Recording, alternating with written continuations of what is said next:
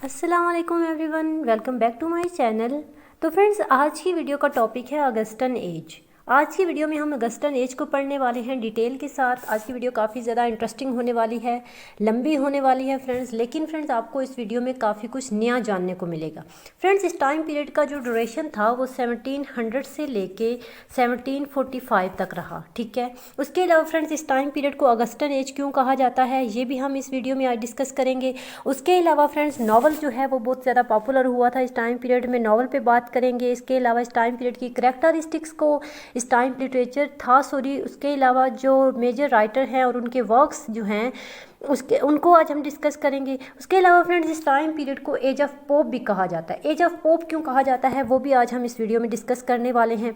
तो फ्रेंड्स, आपको आज कुछ न्यू नॉलेज मिलने वाला है। आपने वीडियो को पूरा देखना है अगर आप लोगों को अपना अगस्टन एज का कॉन्सेप्ट अच्छे से क्लियर करना है तो फ्रेंड्स, अगस्टन एज जो है 18th सेंचुरी शुरू होते ही अगस्टन एज शुरू हो जाती है। ठीक है। जैसे क्वीन एन जो है वो इंग्लैंड की क्वीन बनती हैं तो उसके साथ ही अगस्टन एज जो है वो स्टार्ट हो जाती है। ठीक है। उसके अलावा फ्रेंड्स, अगस्टन एज के जो राइटर होते हैं वो सबसे ज़्यादा जो इंटरेस्ट लेते हैं, सबसे ज़्यादा पढ़ते हैं क्लासिकल वर्क्स को। ठीक है। उसके अलावा ग्रीक और लैटिन जो वर्क्स थे लिखे गए उन वर्क्स को पढ़ते हैं। ठीक है। और जो भी लिटरेचर उन्होंने लिखा वो एक स्टाइलाइज्ड और स्ट्रक्चर्ड लिटरेचर था जो उन्होंने लिखा, और क्लासिकल राइटर्स से इन्फ्लुएंस होके, उनसे जो है इम्पैक्ट होके उन्होंने ये जो लिटरेचर था इसको लिखा था। तो फ्रेंड्स, अगस्टन एज में क्वीन एन की एंट्रेंस के साथ ही ये स्टार्ट होता है। तो फ्रेंड्स, हम अगस्टन एज के बारे में मज़ीद जानने से पहले हम इस टाइम पीरियड के हिस्टोरिकल बैकग्राउंड को डिस्कस कर लेते हैं ताकि हमारा कॉन्सेप्ट अच्छे से क्लियर हो जाए।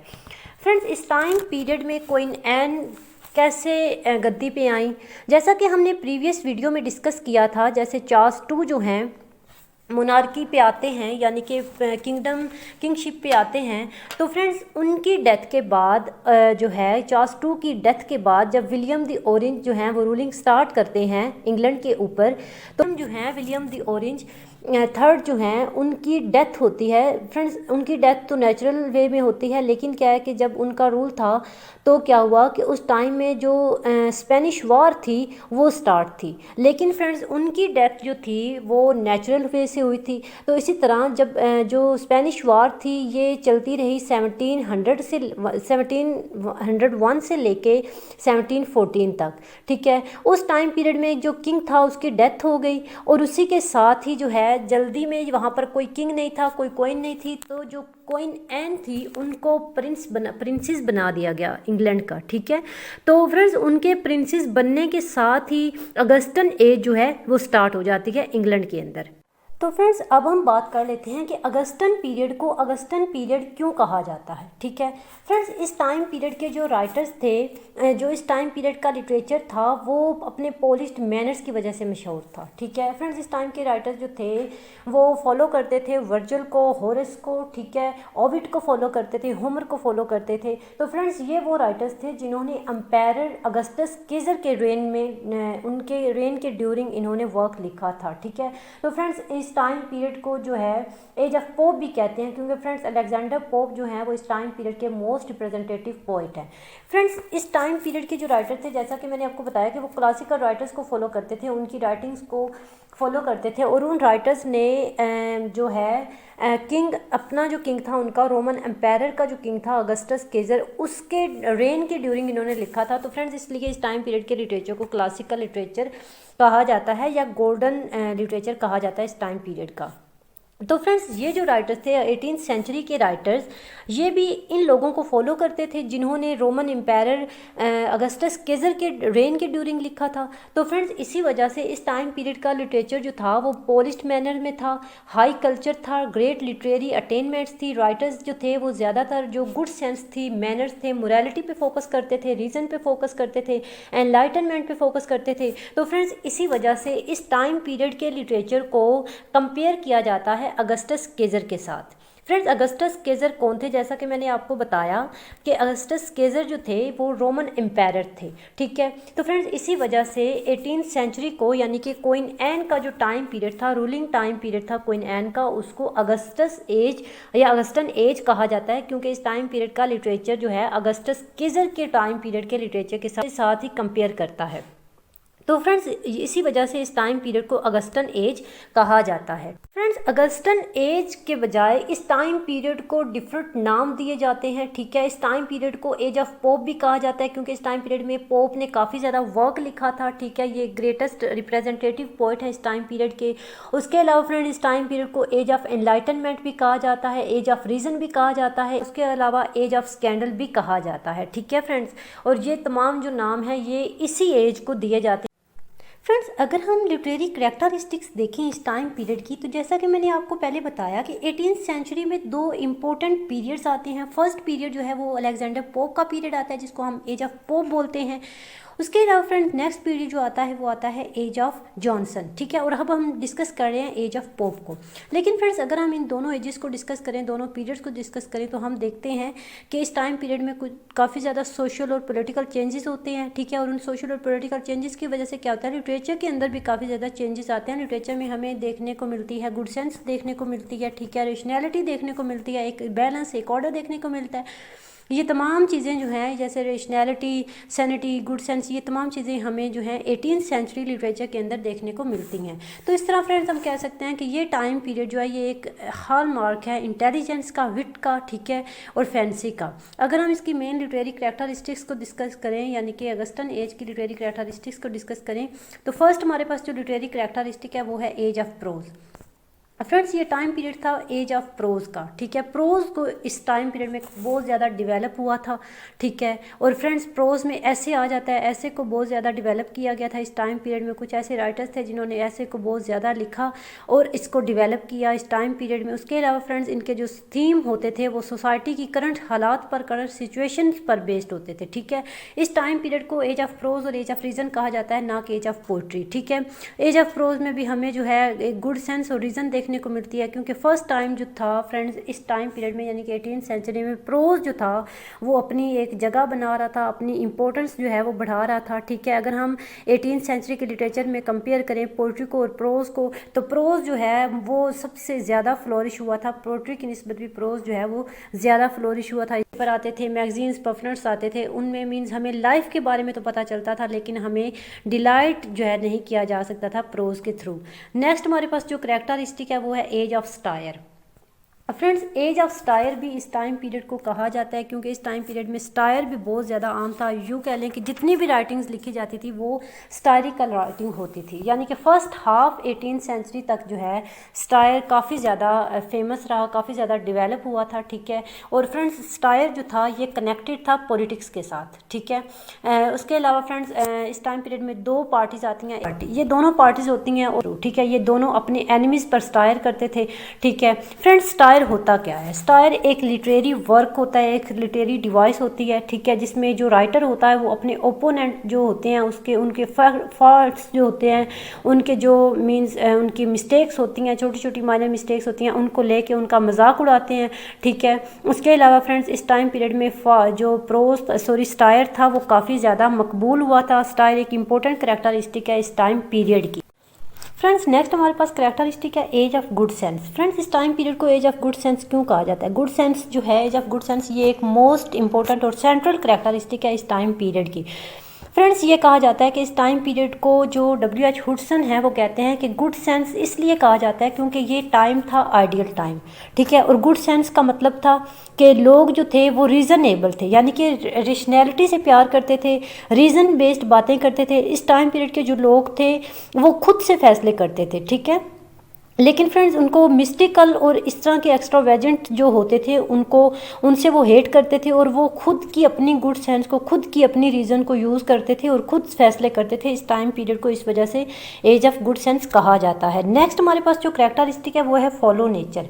फ्रेंड्स नेचर को काफ़ी ज़्यादा फॉलो किया जाता था, ठीक है। इस टाइम पीरियड में नेचर को मोस्ट इंपॉर्टेंट एक फैक्टर जो है, एक करैक्टरिस्टिक इस टाइम पीरियड की समझी जाती थी। फ्रेंड्स नेचर को इस टाइम पीरियड के जो राइटर थे वो एज अ डिफरेंट चीज़ लेते थे। मींस वो ऐसे नहीं समझते थे कि नेचर को हवा या पानी या बादल हैं, बल्कि फ्रेंड्स नेचर का मतलब वहाँ पर ऐसे था। क्लासिकल राइटर्स जो थे उनके जो मैनर्स थे, उनके जो रूल्स थे, उनको ये लोग नेचर कहते थे, ठीक है। और फ्रेंड्स इस टाइम पीरियड में जो अलेक्जेंडर पोप हैं वो कहते थे कि जो प्रॉपर स्टडी है मैन काइंड की वो मैन है, यानी कि वो इंसान की स्टडी को ही नेचर कहते थे। उनके जो मैनर्स होते थे, उनके माशरे के जो तौर तरीके होते थे, उनको समझना ही, उनकी सोसाइटी की नेचर को समझना ही नेचर है, ठीक।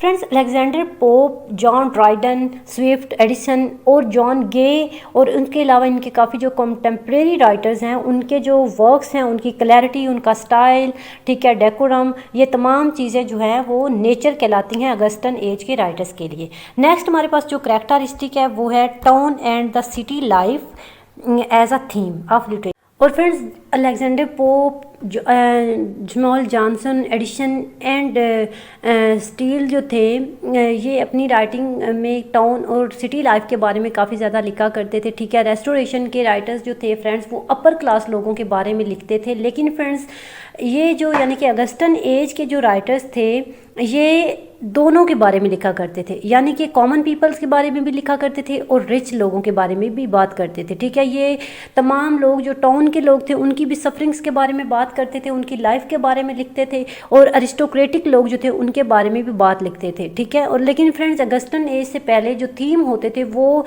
मोस्टली फैशनेबल भी होते थे और अरिस्टोक्रेटिक लोगों के भी होते थे, लेकिन इस टाइम पीरियड में जो है सिटी और टाउन दोनों को एज अ थीम यूज़ किया जाता था। फ्रेंड्स नेक्स्ट है हमारे पास the hero couplet and poetic diction का यूज़, यानी कि इस टाइम पीरियड में जो पोइट्स थे, जो राइटर्स थे, वो हीरो कपलेट और पोएटिक डिक्शन को as a tool of writing use करते थे, ठीक है। फ्रेंड्स जितने भी राइटर्स जो हैं वो इस टाइम पीरियड से बिलोंग करते हैं, वो डिस्कार्ड करते थे ऑर्डनरी लैंग्वेज को, हीरो कपलेट में बहुत ज़्यादा लिखते थे और पोएटिक डिक्शन का बहुत ज़्यादा इसमें ख्याल रखा जाता था। फ्रेंड्स इन पोइट्स ने, इन लोगों ने इतना ज़्यादा अगस्टन एज के राइटर्स ने हीरो कपलेट को यूज़ किया था कि इनकी राइटिंग जो थी वो बोर लगने लगी थी। और फ्रेंड्स अलेक्जेंडर पोप जो हैं वो उन्होंने सबसे ज़्यादा हीरोइक कपलेट को यूज़ किया और मोस्ट फेमस है वो हीरोइक कपलेट को यूज़ करने के लिए।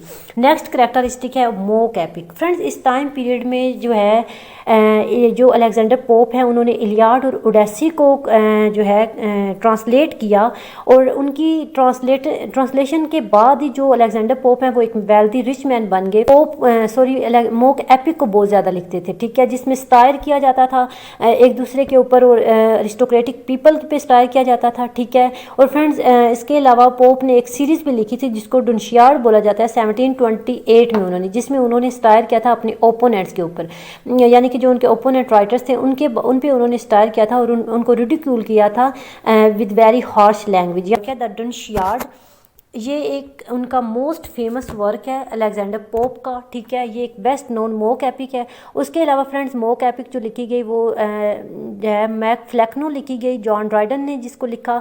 उसके अलावा फ्रेंड्स अलेक्जेंडर पोप ने एक ग्रेटेस्ट वर्क लिखा इंग्लिश हिस्ट्री के अंदर, वो है the rape of the log, ठीक है। The rape of the log लिख के भी उन्होंने इंग्लिश लिटरेचर को, मोक एपिक को काफ़ी ज़्यादा फेमस किया। और friends rape of the log उन्होंने लिखा था 1714 में।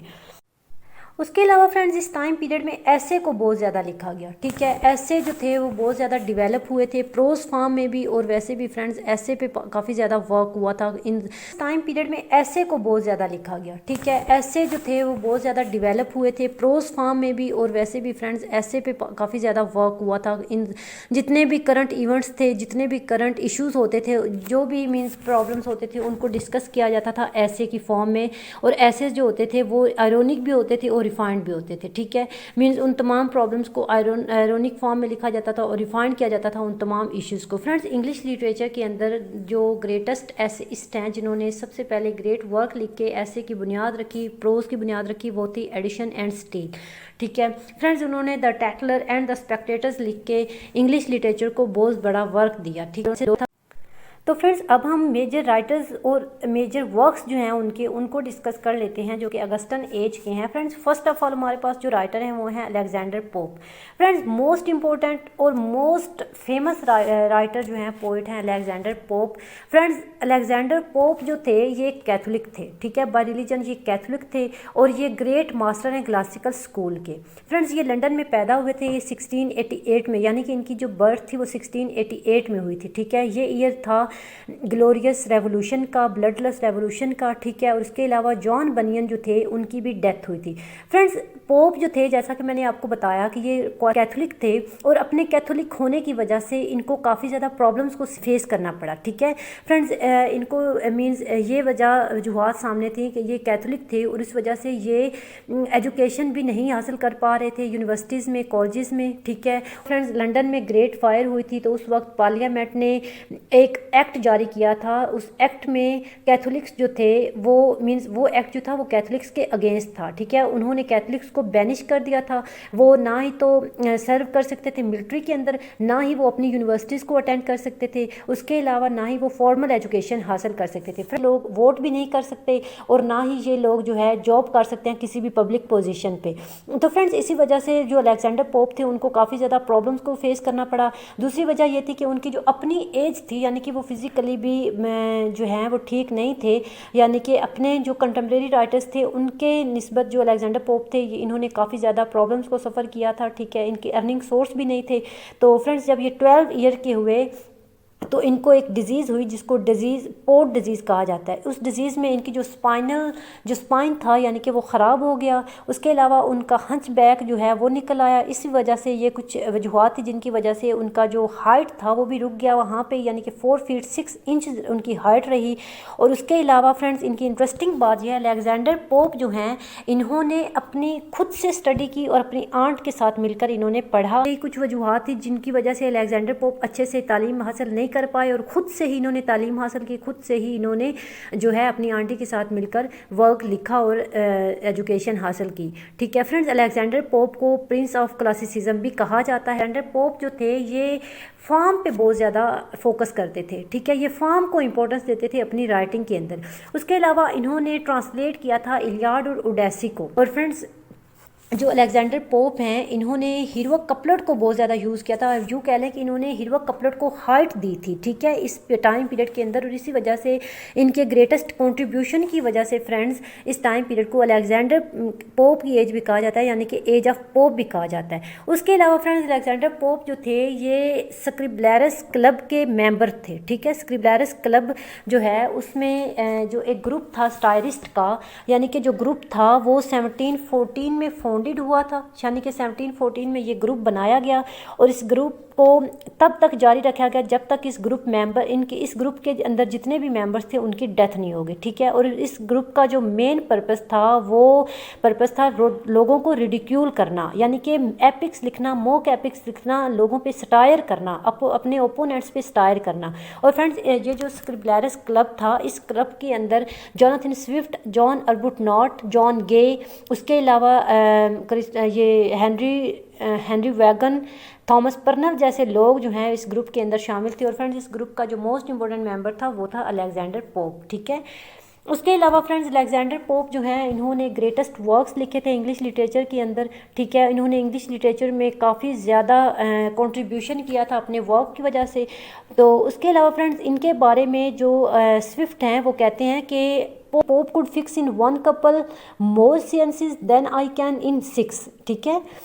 वो कह रहे हैं कि मैं 6 लाइन में कर सकता हूँ, जबकि पोप जो है वो एक ही कपल में जो है वो 5 सेंसेस को या उससे ज़्यादा को कवर कर सकता है। अलेक्जेंडर पोप ने जो वर्क लिखा था greatest stair, greatest mock epic जो है रेप ऑफ द लॉक इन्होंने 1712 में फ्रेंड्स लिखी थी और ये ग्रेटेस्ट वर्क है इनका, ठीक है। और उस वर्क में इन्होंने काफ़ी ज़्यादा स्टायर किया है, रियलिटी बेस्ड स्टोरी है, ठीक है। ये एक एपिक है, ठीक है, रेप ऑफ द लॉक। ये फर्स्ट पब्लिश हुई थी 1712 में, लेकिन ये रिवाइज्ड वर्जन जो था इसका वो 1714 में आया। और फ्रेंड्स इसको मॉक एपिक भी कहा जाता है और इसके अंदर जो करैक्टर्स हैं उनको फ़नी करके पेश किया गया, ठीक है। अलेक्जेंडर पोप ने जो है ये वर्क अपना डेडिकेट किया था जॉन कराइल को। उसके अलावा फ्रेंड्स नेक्स्ट वर्क जो है अलेक्जेंडर पोप का वो है द डुनशियार्ड। फ्रेंड्स ये वर्क जैसा कि मैंने आपको पहले बताया कि ये एक स्टायर था, ठीक है, ये पब्लिश हुआ था 3 डिफरेंट वर्जन के अंदर, और ये जो इसकी पब्लिकेशन थी वो 1728 में हुई, ठीक है, और ये 3 बुक्स में लिखा गया था जैसा कि मैंने आपको पहले बताया। नेक्स्ट जो वर्क है इनका वो है एपिस्टल टू डॉक्टर आर्बुटनॉट। फ्रेंड्स ये जो वर्क था ये भी एक स्टायर था, ठीक है, जिसको पोएटिक फॉर्म में अलेक्जेंडर पोप ने लिखा था, ठीक है, और ये पब्लिक हुआ था 1735 में। और इसके अलावा फ्रेंड्स जो है ये एक हीरो कपलेट में वर्क लिखा गया था। ये जो वर्क था एपिस्टल टू डॉक्टर आर्बुटनॉट, ये हीरो कपलेट में लिखा गया था। नेक्स्ट वर्क जो है an essay on criticism. Friends ये भी एक ग्रेटेस्ट वर्क है, मोस्ट इन्फ्लुएंशियल वर्क है, ठीक है, इस टाइम पीरियड का, जो कि अलेक्जेंडर पोप ने लिखा। फ्रेंड्स ये भी हीरो कपलेट में लिखा गया था और इसको पब्लिश किया गया था 1711 में, ठीक है, 1711 में इसको पब्लिश किया गया। फ्रेंड्स ये हीरो कपलेट में लिखा गया था और ये एक डायडेक्टिक पोइम थी। इसको अलेक्जेंडर पोप ने 3 इयर्स में कंप्लीट किया था, ठीक है। इस टाइम पीरियड में हीरो कपलेट जो था वो एक नया जॉनरा था पोइट्री के अंदर, लेकिन फर्स्ट जो है इस जॉनरा को यूज़ किया था चौसर ने, जेफरी चौसर ने, लेकिन सबसे ज़्यादा इसका यूज़ हुआ था 18th सेंचुरी के अंदर, ठीक। उसके अलावा फ्रेंड्स अलेक्जेंडर पोप जो थे उन्होंने ये वर्क होरेस से इंस्पायर होकर लिखा था, ठीक है। उन्होंने कहा था कि पोइट्री के जो भी रूल्स होते हैं उनको फॉलो करना चाहिए, जितने भी पोइट्री के रूल्स होते हैं, ठीक है। नेक्स्ट हमारे पास जो राइटर हैं वो हैं जोनाथन स्विफ्ट।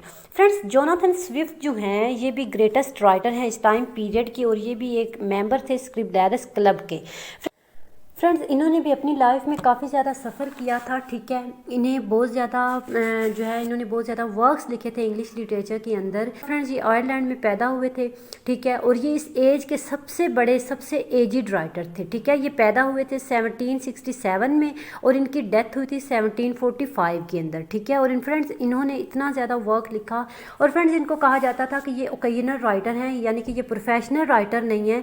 और फ्रेंड्स ये भी काफ़ी ज़्यादा स्टाइल लिखा करते थे। ये अपना नाम जो था वो अपने वर्क्स में शो नहीं करते थे। फ्रेंड्स इनको जो जॉन ड्राइडन हैं उन्होंने कहा था कि तुम कभी भी पोएट नहीं बन सकते, तो फ्रेंड्स उस बात को इन्होंने काफ़ी ज़्यादा सीरियस लिया और उन्होंने उसके जवाब में उन पर स्टायर लिख डाला, जो स्टायर था the battle of the books, ठीक है। फ्रेंड्स ये एक स्टायर था ड्राइडन पे, जब उन्होंने कहा कि तुम कभी भी पोएट नहीं बन सकते। उसके अलावा फ्रेंड्स एक और स्टायर इन्होंने लिखा अ टेल ऑफ अ टब। ये क्रिश्चियनिटी पे स्टायर था, ठीक है। फ्रेंड्स ये अपने दोस्तों के साथ तो बहुत अच्छा से सर्व करते थे, लेकिन दुश्मनों को बहुत ज़्यादा पनिश करते थे, ठीक है।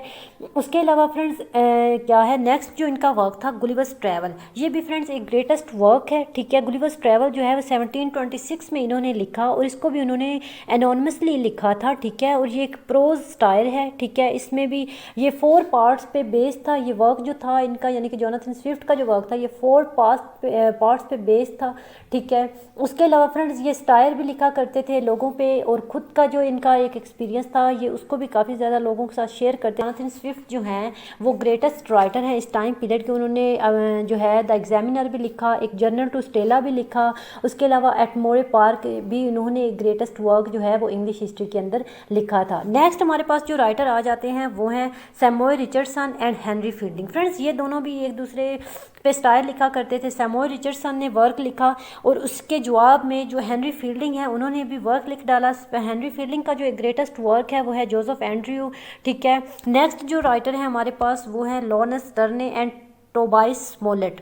फ्रेंड्स लॉरेंस टर्ने जो था ये 1713 में पैदा हुआ था और 68 में इसकी डेथ हुई थी, ठीक है। ये आयरिश राइटर था, नॉवलिस्ट था और क्लर्जीमैन था। फ्रेंड्स इसने काफ़ी ज़्यादा सरमन्स लिखे थे, ठीक है। और ये अपने बेस्ट वर्क की वजह से जाना जाता है, जिस वर्क का नाम है ट्रिस्ट्रम शैंडी, ठीक है। उसके अलावा फ्रेंड्स इनके साथ जो राइटर हैं वो हैं टोबाइस स्मोलेट। फ्रेंड्स टोबाइस स्मोलेट पैदा हुए थे 1721 में, ठीक है, और उनकी डेथ हुई थी 1771 के अंदर। फ्रेंड्स ये प्रोफेशनली एक सर्जन थे, ठीक है, एक स्कॉटिश पोएट हैं, ऑथर हैं, बेस्ट नोन जाने जाते हैं अपने वर्क की वजह से, अपने पिकॉर्सिक नावल की वजह से जिसका नाम है the adventures of Roderick Random, ठीक है। और उसके अलावा फ्रेंड्स ये ग्रेटेस्ट वर्क राइटर हैं इस टाइम पीरियड के। डॉक्टर जॉनसन इनको कहते हैं कि he is a great charm of literature, ठीक है। नेक्स्ट जो हमारे पास राइटर आ जाते हैं वो हैं Joseph Addison and Richard Steele.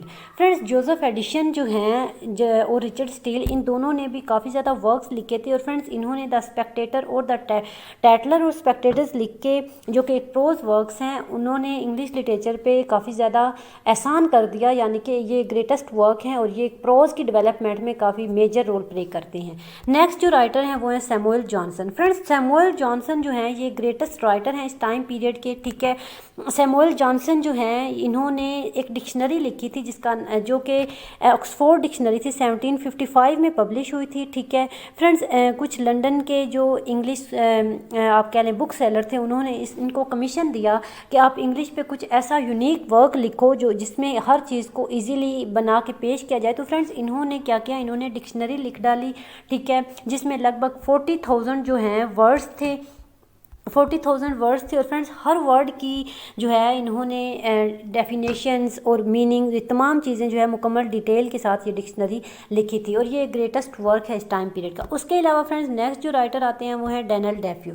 Friends, ये ग्रेटेस्ट वर्क है, एक जर्नलिस्ट थे, इन्होंने भी ऐसे राइटिंग की। उसके अलावा इन्होंने प्रोज वर्क लिखे। इनका जो ग्रेटेस्ट वर्क है वो है रॉबिन क्रूसो, ठीक है। रॉबिन क्रूसो में इन्होंने ग्रेटेस्ट जो हैं लिटरेरी टर्म्स, उसके लिटरेरी करैक्टरिस्टिक्स जो है इस टाइम पीरियड की, उनको यूज़ किया है।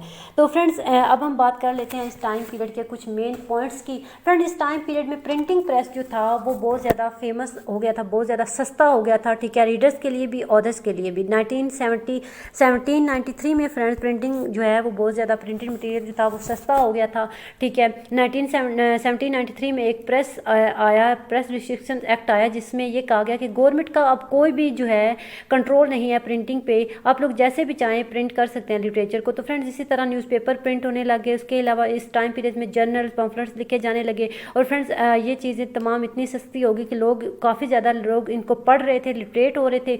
और फ्रेंड्स, इसी वजह से यही कुछ वजूहत थी, इस टाइम को एज ऑफ एनलाइटनमेंट भी कहा जाता है, क्योंकि लोग जो थे वो ज़्यादा पढ़ रहे थे, ज़्यादा लिख रहे थे, और इसलिए लोगों की जो रैशनैलिटी थी वो क्लियर हो रही थी, लोगों को अवेयरनेस आ रही थी, ठीक है। फ्रेंड्स, इस टाइम पीरियड को एज ऑफ रीज़न के साथ साथ एज ऑफ एनलाइटनमेंट भी कहा जाता है। उसके अलावा फ्रेंड्स, इस टाइम पीरियड को एज ऑफ स्कैंडल भी मैंने आपको बताया था, कहा जाता है, क्योंकि फ्रेंड्स इस टाइम पीरियड में जो लोग थे, जो राइटर्स थे, वो एक दूसरे पर स्टायर करते थे, एक दूसरे को टारगेट करते थे। उसके अलावा फ्रेंड्स, इस टाइम पीरियड में नॉवेल्स जो थे वो बहुत ज़्यादा पब्लिश होते हैं। हेनरी फील्डिंग जो है वो ग्रेटेस्ट नावलिस्ट हैं। वो पहले ड्रामाटिस्ट थे, लेकिन बाद में फिर क्या हुआ कि वो नावलिस्ट बन गए, ठीक है। उसके अलावा फ्रेंड्स, जो है सैमुअल रिचर्डसन जो है, उन्होंने भी, जैसा कि मैंने आपको बताया कि पामेला लिखा। तो फ्रेंड्स, ये तो था अगस्टन पीरियड, जिसको हमने डिटेल के साथ डिस्कस कर लिया है। आई होप सो आपको अब सारी वीडियो अच्छे से समझ आई होगी। अगर आपको कुछ क्वेरीज रह गए तो आप काइंडली कमेंट सेक्शन में पूछ सकते हैं। नेक्स्ट वीडियो में फ्रेंड्स मैं age of sensibility, age of Johnson को जो है, यानी कि एज ऑफ जॉनसन जो है उसको मैं डिटेल के साथ डिस्कस करने वाली हूँ। अगर आपको वीडियो अच्छी लगे तो लाइक कर दें, शेयर कर दें, अपने फ्रेंड्स के साथ चैनल को सब्सक्राइब कर दें, ताकि मेरी आने वाली हर नई वीडियो आप लोगों तक टाइमली पहुँच सके। अपना रखिएगा ख्याल। अल्लाह हाफिज़।